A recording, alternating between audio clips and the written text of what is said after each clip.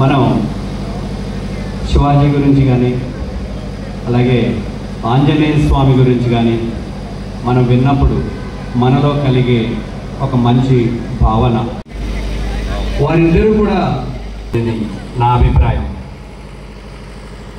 మన ఆంజనేయ గురించి డిహెచ్పి జిల్లా ఉపాధ్యక్షుడు ప్రసాద్ గారు కాషాయమైన వాహనం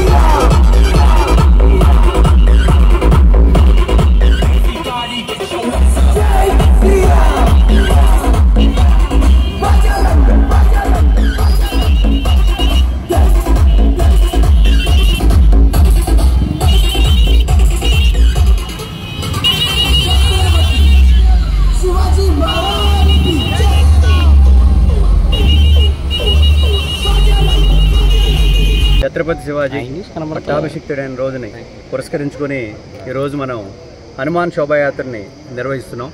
మన జంగారెడ్డిగూడెం కేంద్రంగా మధ్య ఆంజనేయ స్వామి నుంచి టౌన్ వరకు కూడా ఈ ర్యాలీ నిర్వహించబడుతోంది. చుట్టుపక్కల వారందరూ కూడా దీంట్లో పాల్గొంటున్నారు. మనం శివాజీ పేరు కానీ మన హనుమాన్ అని పేరు కానీ వినంగానే మన రోమాలు ఎక్కబడుచుకుంటాయి. అలాగే ధైర్యం వస్తుంది. మనము పిల్లలకి హనుమాన్ చాలీసా ఎలాగైతే చదివించాలనుకుంటామో అలాగే మన యువకులకి శివాజీ చరిత్ర కూడా చదివించడం అంతే ముఖ్యం. ఈరోజు ఈ పట్టణంలో ఈ చుట్టుపక్కల గ్రామాల్లో ఉన్న హిందూ బంధువులందరూ కూడా ఇక్కడ చేరి ఈ కార్యక్రమంలో పాల్గొంటున్నారు. అందరికీ ధన్యవాదాలు. ఇదే స్ఫూర్తి కొనసాగించాలని మనం మన దేశం, మన ధర్మం, మన సంస్కృతి ఇది కూడా మన ఆస్తిగానే భావించి మనం రాబోయే తరాలకి అందించాలని ఆశిస్తూ మీ అందరికీ ధన్యవాదాలు. Thank you. మనం చేసి ఛత్రపతి శివాజీ పట్టాభిషిక్తుడైనటువంటి ఒక ప్రత్యేకమైనటువంటి దినం జ్యేష్ఠ శుద్ధ త్రయోదశి. ఆ మహా ఉత్సవం జరిగి 350 సంవత్సరాలు పూర్తయినటువంటి సందర్భంగా ఈ రోజున ఛత్రపతి శివాజీ అభిమానులు అదేవిధంగా హిందూ బంధువులు అందరూ కలిసి ఒక పెద్ద ఊరేగింపు నిర్వహిస్తున్నారు. ఇక్కడ దాని దృష్ట్యా ఈ కార్యక్రమానికి వచ్చి ఉన్నాము.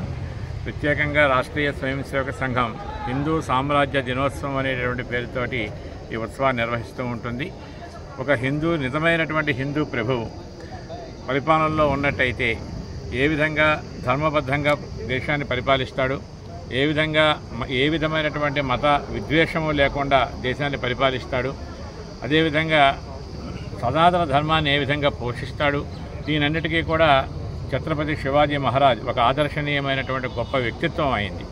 కాబట్టి ఆయన పట్టాభిషిక్తుడైనటువంటి రోజుకి ఒక ప్రత్యేక ప్రాధాన్యత ఉంది. కొన్ని వందల సంవత్సరాలుగా భారతదేశం పరాయి వాళ్ల పరిపాలనలో మగ్గిపోతున్న సందర్భంగా హిందువులలో జాగృతిని నెలకొల్పి స్వాభిమానాన్ని నెలకొల్పి పరాక్రమాన్ని